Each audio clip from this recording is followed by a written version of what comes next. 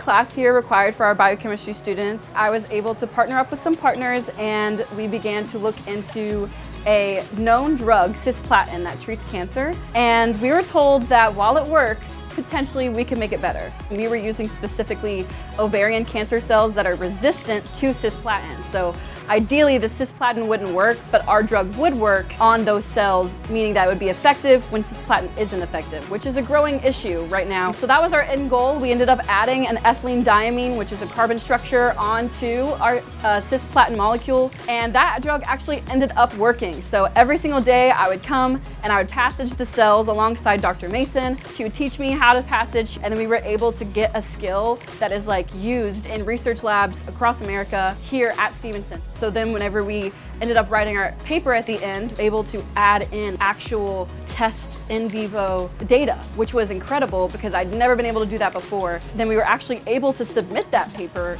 to a publisher for undergraduate research. With the research I was able to do here at Stevenson, it gave me all of these laboratory skills I wouldn't have gotten otherwise. When I start to apply to jobs or the grad schools that I've gotten into, I'm able to kind of show them what I'm able to do in a lab. And that's really important since I want to go for my master's in a biomedical biochemistry field, and even maybe onto my PhD later on the road, which is full-on research. So having research skills and having those under your belt when you arrive that first day, it shows you that you are a serious person in the lab. I really could not have done it without my professors backing me up every point of the way and just really coming in and making sure that I, as an individual student, as well as all my classmates, are really thriving as we entered our senior year and hopefully as we move on.